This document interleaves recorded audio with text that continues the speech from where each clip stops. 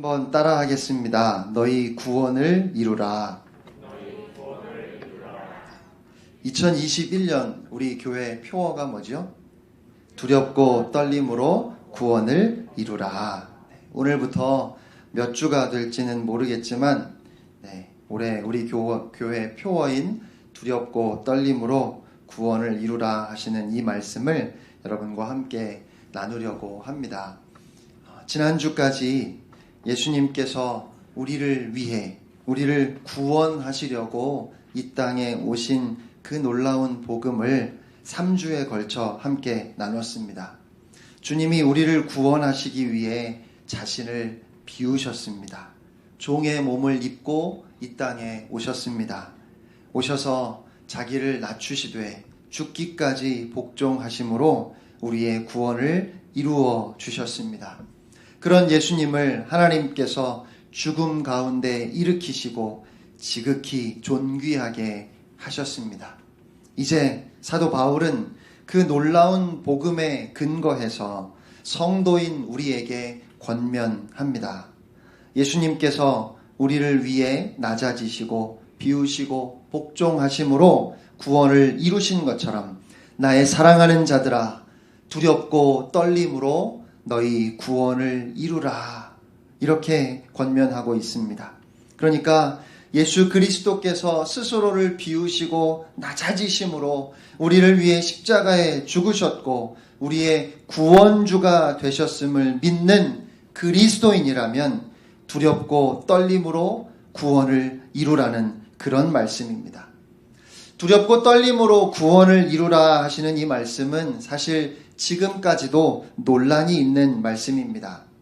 우리가 다 잘 알고 있는 것처럼 이 말씀이 아직 구원받지 못한 상태에서 구원받기 위해 열심히 살라는 그런 말씀은 아닙니다. 그러니까 오늘 말씀을 이해하는 데 있어서 두 가지 오해를 피해야 합니다. 하나는 방금 말씀드린 것처럼 구원을 우리의 행위로 이룬다고 생각하는 것입니다.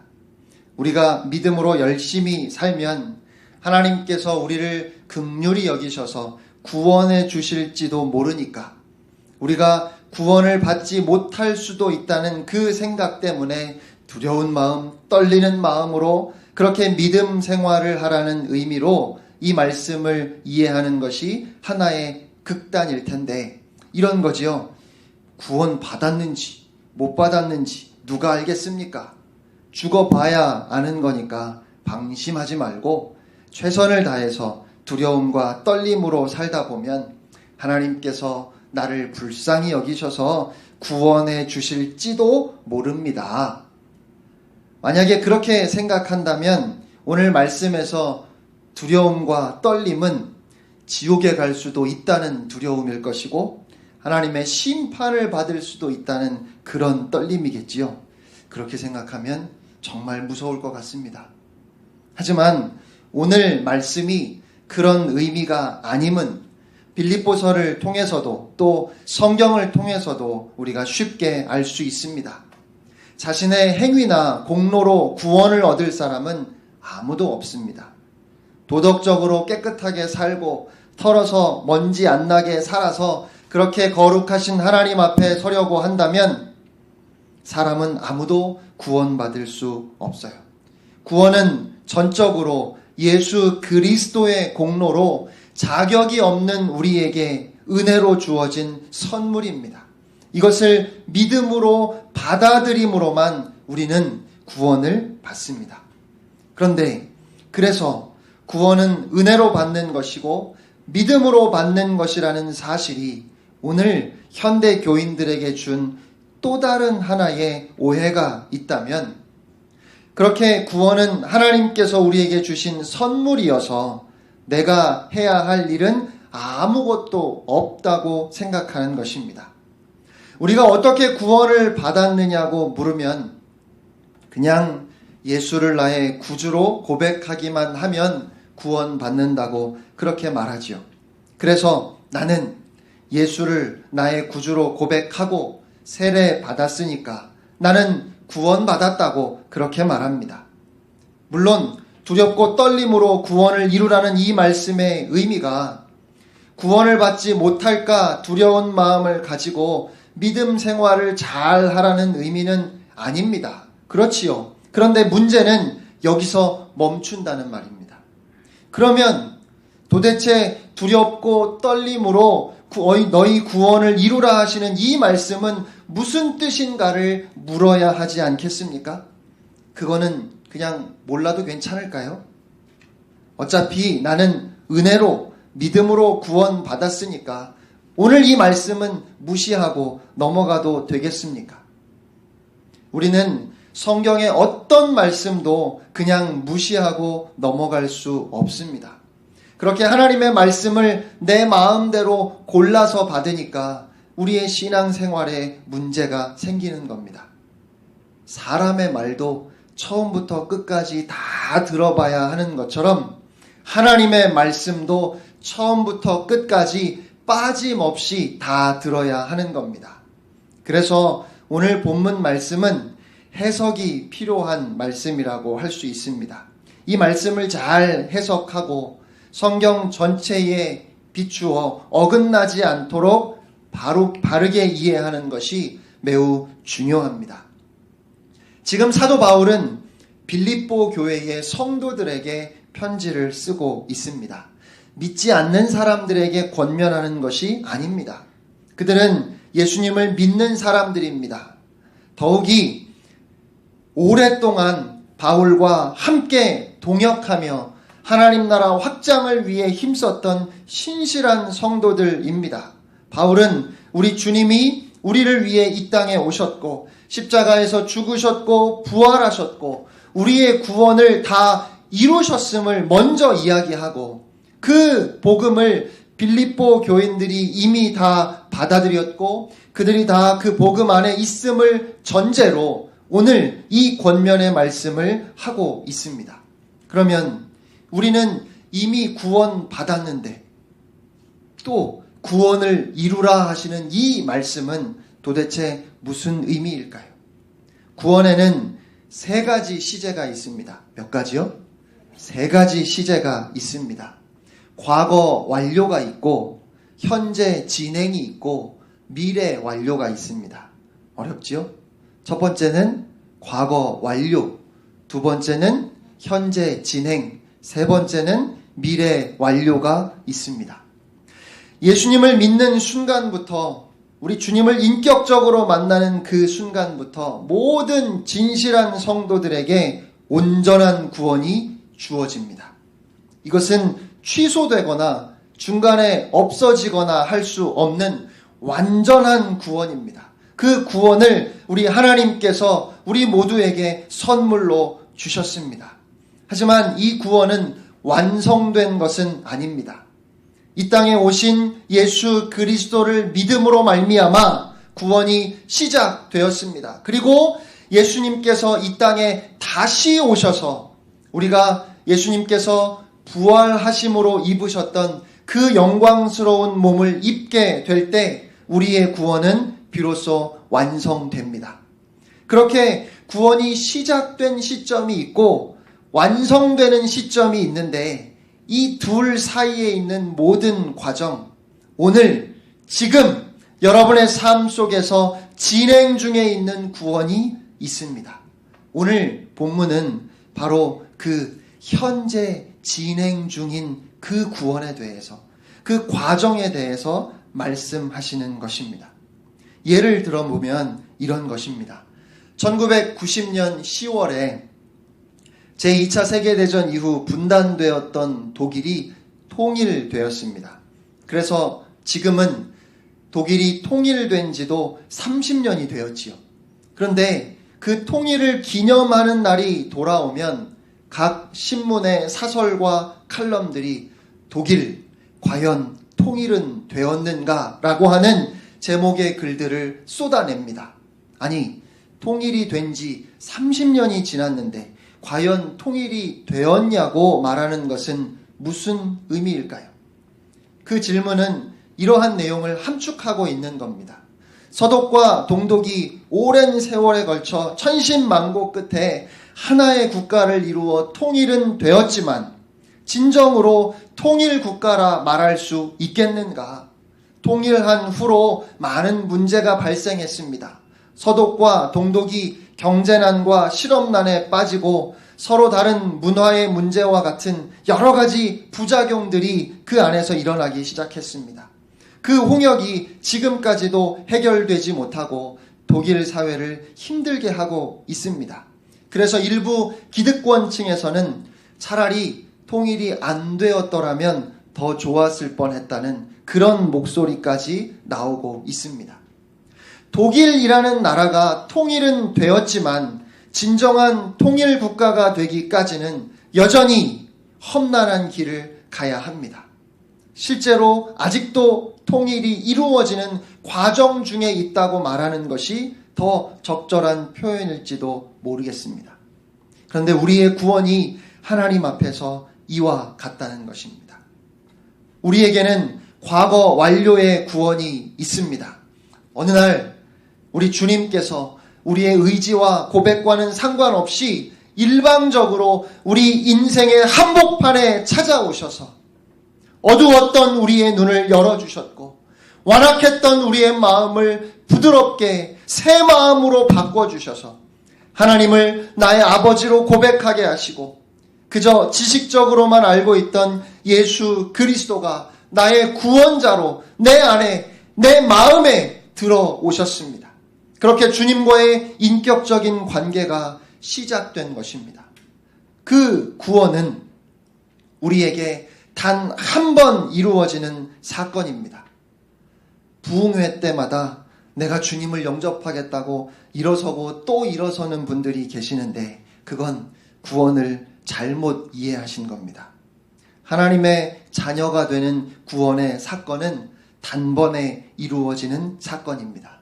이것을 과거 완료의 구원의 사건이라고 그렇게 말합니다. 우리 안에 이루어진 이 과거 완료의 구원은 100% 하나님의 작품입니다. 이것을 위해서 사람이 한 일은 아무것도 없습니다.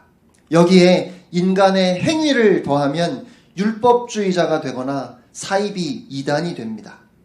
에베소서 2장 8절로 9절에 이렇게 말씀합니다. 우리 함께 읽겠습니다. 시작. 너희는 그 은혜에 의하여 믿음으로 말미암아 구원을 받았으니 이것은 너희에게서 난 것이 아니요 하나님의 선물이라. 행위에서 난 것이 아니니 이는 누구든지 자랑하지 못하게 함이라. 아멘. 우리가 구원받은 근거는 은혜에 의하여이고 믿음으로 말미암아입니다. 은혜와 믿음이라는 것은 나 자신이 만든 것이 아니라는 그런 의미예요. 자칫 나는 믿었기 때문에 구원을 얻었고 너는 믿지 않았기 때문에 구원을 얻지 못했다라고 하면 믿음도 조건이 되기 때문에 바른 설명이 아닙니다. 성경은 믿음으로 말미암아 믿음을 통해서 구원을 받았다고 말씀합니다. 나에게는 아무런 자격도 능력도 없어서 그저 나의 이 절망감을 하나님께 의탁했더니 구원이라고 하는 선물이 우리에게 주어졌다는 의미입니다. 이 구원은 언제나 하나님이 근거이시고 하나님이 출발이시고 하나님이 과정이시고 하나님이 완성이십니다. 이렇게 이미 우리에게 주어진 구원, 과거 완료의 구원에 대한 좋은 예는 이스라엘 자손들의 출애굽 사건입니다. 그들은 애굽에서 400년이나 노예 생활을 하고 있었습니다. 그들이 애굽을 벗어나 가나안 땅에 이르게 된 것은 그들이 무기를 구해서 독립전쟁을 일으켰거나 막대한 돈을 주고 노예 문서를 사서 폐기했기 때문이 아닙니다. 출애굽의 역사는 전적인 하나님의 작품입니다. 하나님께서 이스라엘 자손들의 출애굽을 위해 모세를 부르셨는데 이렇게 말씀하셨습니다. 출애굽기 3장 7절로 8절입니다. 여호와께서 이르시되 내가 애굽에 있는 내 백성의 고통을 분명히 보고 그들이 그들의 감독자로 말미암아 부르짖음을 듣고 그 근심을 알고 내가 내려가서 그들을 애굽인의 손에서 건져내고 그들을 그 땅에서 인도하여 아름답고 광대한 땅, 젖과 꿀이 흐르는 땅, 곧 가나안 족속, 헷 족속, 아모리 족속, 브리스 족속, 히위 족속, 여부스 족속의 지방에 데려가려 하노라. 아멘. 여러분, 이 말씀에 있는 동사들, 고통을 보고 부르짖음을 듣고 근심을 알고 내려가서 건져내고 인도하여 그리고 데려가려 하노라. 이 모든 동사의 주체는 다 하나님이십니다. 그리고 하나님께서는 이스라엘 자손들을 내 백성이라고 그렇게 부르셨습니다. 하나님께서 택하셨다는 말입니다. 그들은 수백 년 동안 노예 생활을 하면서 하나님을 거의 잊고 있었습니다. 그러나 하나님은 그들을 잊지 않으셨고 하나님의 때가 이르자 하나님의 백성을 택하여 불러내신 것입니다. 우리도 동일합니다. 우리 모두는 하나님에 대해서, 영원한 생명에 대해서 관심도 없었던 사람들입니다. 눈에 보이는 것이 전부였고 세상이 이끄는 대로 끌려가던 인생이었습니다. 그런 우리 인생에 우리가 한 번도 요청한 적이 없음에도 하나님께서 찾아오셨습니다.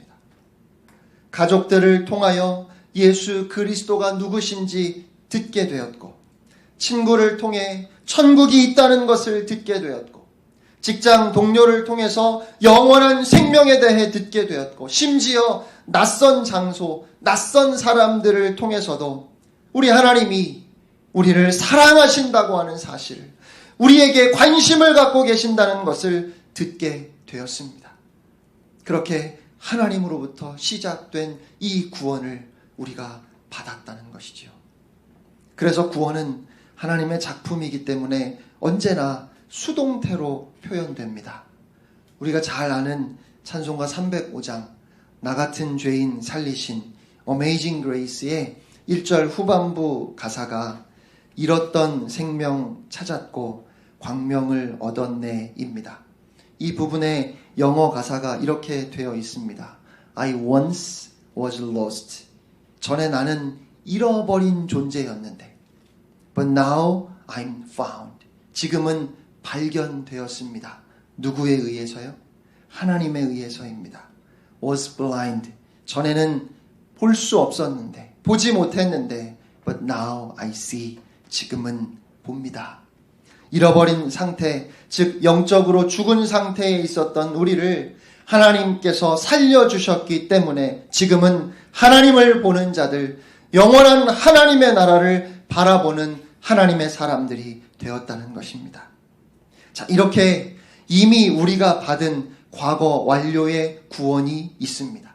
그리고 장차 그리스도의 재림과 함께 완성될 구원, 미래 완료의 구원이 있습니다. 이것은 이 땅에서 완성되지 않습니다. 예수님께서 부활하셨을 때 몸을 가지셨음에도 공간에 얽매이지 않으셨습니다. 제자들이 있는 곳에 주님이 나타나셨을 때 그곳에 문이 다 닫혀 있었음에도 불구하고 주님이 들어오셨습니다.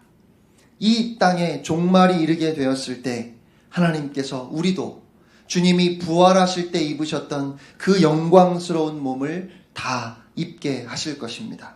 우리도 그렇게 영화롭게 바꾸어 주실 것입니다. 그렇게 세상의 종말에 완성될 구원이 바로 미래 완료의 구원입니다. 그런데 이렇게 이미 받은 과거 완료의 구원과 장차 완성될 미래 완료의 구원 사이에 우리가 오늘 이루어가야 할 구원이 있습니다. 본문 12절에서 말씀하는 구원은 바로 이 현재 진행의 구원입니다. 우리가 이미 받은 구원, 과거 완료의 구원이 신분의 변화를 의미한다면 죄인에서 의인으로, 진노의 자녀에서 축복의 자녀로, 하나님의 자녀, 하나님 나라의 백성으로 저와 여러분의 신분이 완전히 새로워졌습니다. 그런데 지금 우리가 이루어가야 할 구원, 현재 진행의 구원은 수준이라고 그렇게 말씀드릴 수 있습니다. 같은 고등학교에 다니는 학생들은 고등학생이라는 신분은 똑같습니다. 3년 동안 학교를 성실하게 다니면 같은 졸업장을 받고 동문이 됩니다. 하지만 성적표까지 똑같은 건 아닙니다. 98점을 받고도 한 개 틀렸다고 아쉬워하는 학생이 있는가 하면 50점을 받고도 지난번보다 10점이나 올랐다고 좋아하는 학생도 있습니다. 공부만이 아니라 모든 분야에 동일하게 적용됩니다. 명함에 쓰인 직업이나 직책이 같다고 해서 그들의 수준까지 같은 것은 결코 아닙니다. 모든 그리스도인들에게는 이렇게 구원을 이루어 가야 할 의무가 있습니다. 이 과정을 통해서 우리는 점점 하나님을 닮은 하나님의 자녀가 되어 갑니다. 그래서 오늘 주님은 우리를 향하여 두렵고 떨림으로 구원을 이루라고 말씀하십니다. 구원을 만들어내라거나 구원에 도달하기 위해 발버둥치라는 것이 아닙니다. 이미 주어진 것을 완성해 가라는 것입니다. 이것은 아주 적극적인 명령입니다. 하나님은 우리의 신분의 구원을 우리가 그저 신분의 구원을 즐기도록 부르신 것이 아니라 이 수준의 구원의 삶을 이루어 가도록 부르셨습니다. 오늘 개신교인이 점점 줄어들고 교회가 욕을 먹고 주님의 이름이 땅에 떨어진 이유는 우리가 이 수준의 구원의 삶을 무시했기 때문일 겁니다. 어떤 사람이 예수를 주라 시인하면 구원받는다고 하니까 그래요? 그럼 나 예수 믿을게요 라고 했습니다. 그런데 그 마음속에 아무런 기쁨도 없고 죄에 대한 아픔이나 가책도 없고 그리고 여전히 나는 세상에서 내 마음대로 내가 원하는 대로 살고 있음에도 불구하고 나는 예수를 나의 구주라 고백했기 때문에 구원받았다고 생각하고 그래도 벼룩도 낯짝이 있다고 좀 미안한 생각이 들어서 가끔 교회 와서 예배 드리고 헌금도 하면서 여전히 내 마음대로 이 땅에서는 내가 원하는 대로 그렇게 살다가 거기다가 천국에까지 가서 영원히 산다고 그렇게 생각합니다. 이건 굉장히 잘못된 생각입니다. 현대 교회가 가지고 있는 심각한 문제 가운데 하나는 신자가 되는 것과 제자가 되는 것을 구분한 것입니다. 신자가 되게 하는 것은 성령님의 역사임을 인정하지만 그 성령님께서 제자가 되게 하신다는 것은 인정하지 않으려고 합니다. 그래서 너무 많은 사람들이 신자입니까? 다시 말해서 예수 믿으십니까? 라고 물으면 믿는다고 해요. 그런데 제자입니까? 라고 물으면 모르겠어요. 자신이 없어요. 아이고, 제자까지 되어야 하는 겁니까? 그러면 믿는다고 안 했을 텐데요. 믿는다고 하면 구원 받는다고 하니까 내가 믿는다고 했지. 제자까지 되어야 하는 건 아니지 않냐고 생각한다는 말입니다. 꽤 오래전에 어떤 집사님께서 저에게 자기는 나이롱 신자라고 말씀을 하셨습니다. 그런데 그 집사님의 말씀은 내가 신앙생활 제대로 해야 되는데 내가 정말 잘 믿어야 되는데 왜 이렇게 잘못하는지 모르겠다고 하는 그런 안타까움에서 그 말씀을 하신 것이 아니라 자신을 그냥 내버려 두라는 의미에서 하신 말씀이었습니다. 나는 예수는 믿습니다. 하지만 나보고 말씀대로 살라고 하지는 마십시오. 특별히 무슨 일이 없으면 웬만하면 주일 예배 잘 나올 테니까 나보고 헌신해라, 봉사해라 이런 말씀은 하지 마세요. 거기까지는 못합니다. 이런 의미인 거죠. 그러면 목사인 저로서는 고민하지 않을 수 없습니다. 그래도 성도일까? 그래도 구원받은 하나님의 자녀일까? 여러분은 어떻게 생각하십니까? 출애굽기 14장 13절로 14절 말씀입니다. 모세가 백성에게 이르되 너희는 두려워하지 말고 가만히 서서 여호와께서 오늘 너희를 위하여 행하시는 구원을 보라.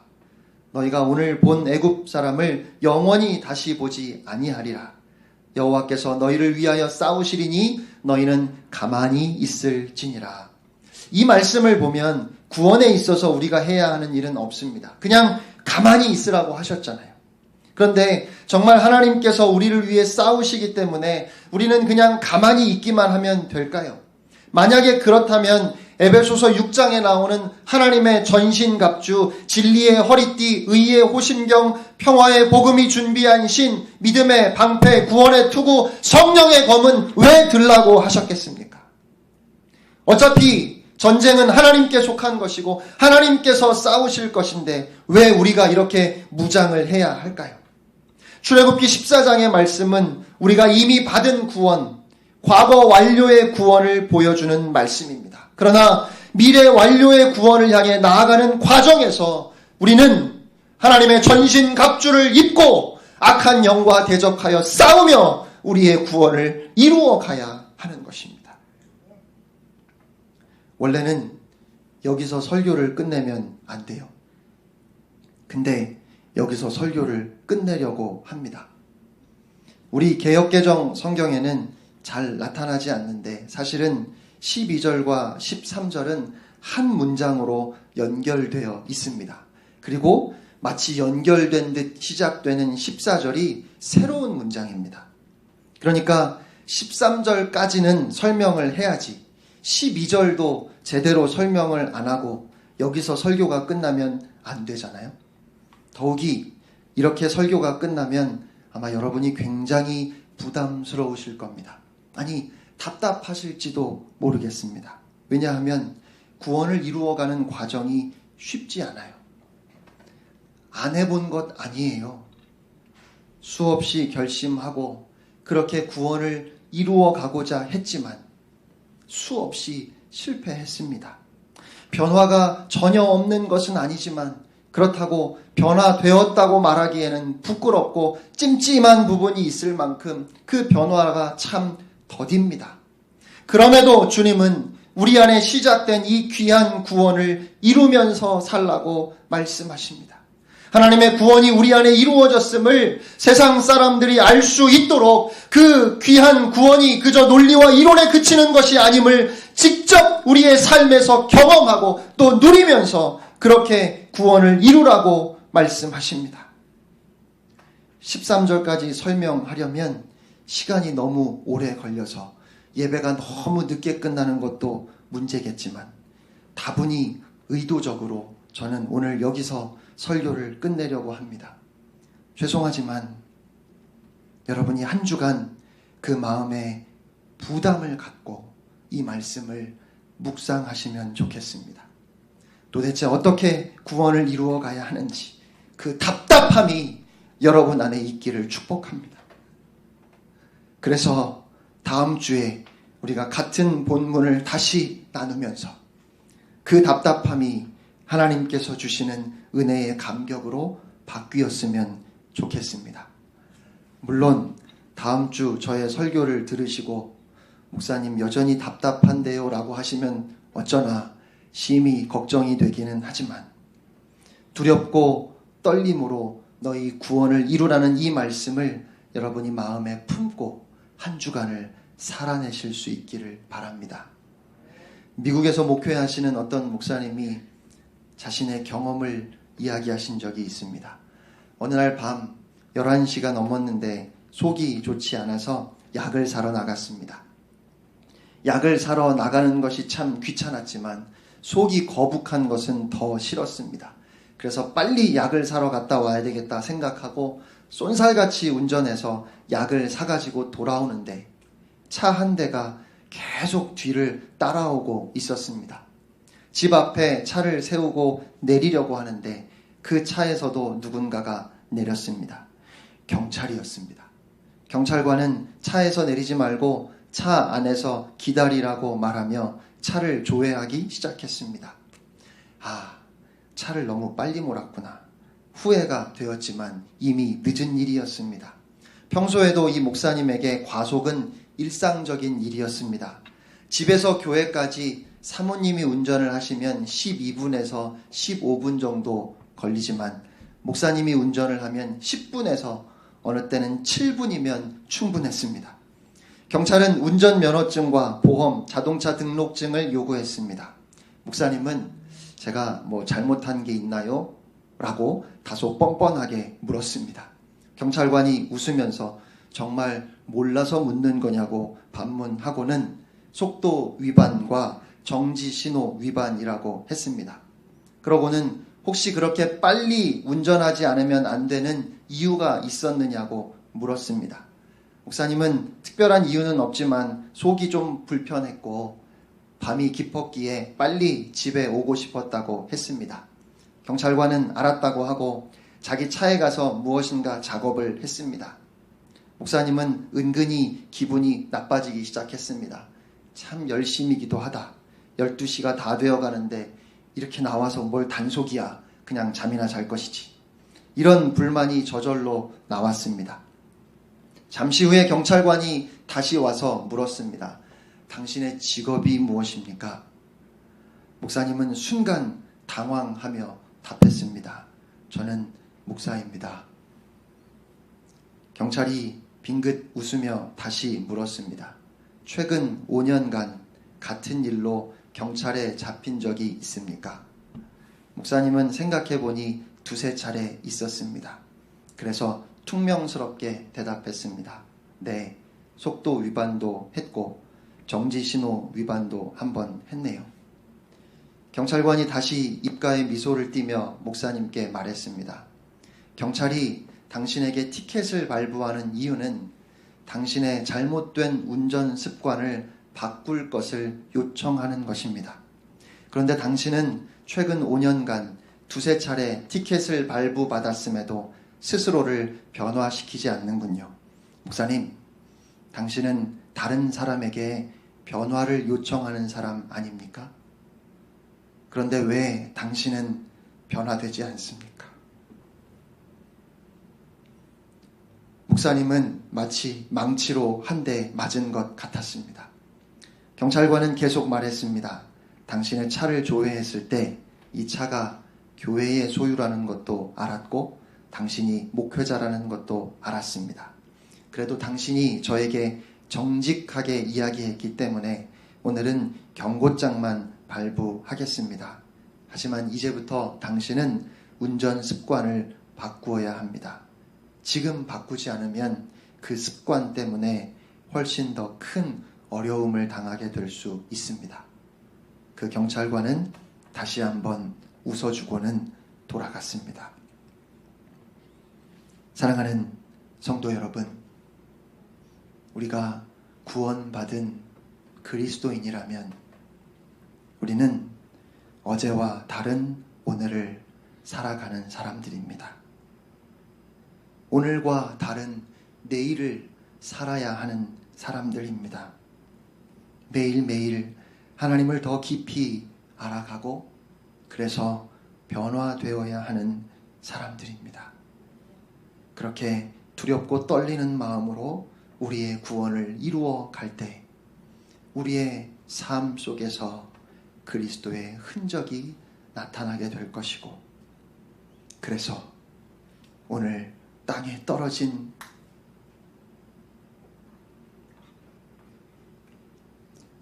사랑하는 주님의 이름이 다시 존귀하게 될 것입니다.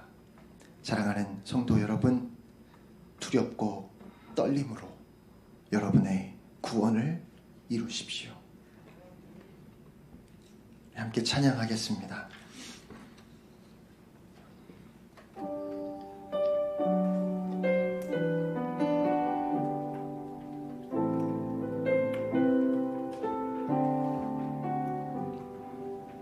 예수 더 알기 원하네. 크고도 넓은 은혜와 대속해 주신 사랑을 간절히 알기 원하네. 내 평생 평생의 소원 내 평생의 소원 대속해 주신 사랑을 간절히 알기 원하네. 성령이 스승 되셔서 진리를 가르치시고 거룩한 뜻을 깨달아 예수를 알게 하소서. 내 평생의 소원 내 평생의 소원 대속해 주신 사랑을 간절히 알기 원하네. 성령의 강화 받아서 하나님 말씀 배우니 그 말씀 안절안절히 내 맘에 교훈 되도다. 내 평생의 소원 내 평생의 소원 대속해 주신 사랑을 간절히 알기 원하네. 예수가 계신 보좌를 영광에 들려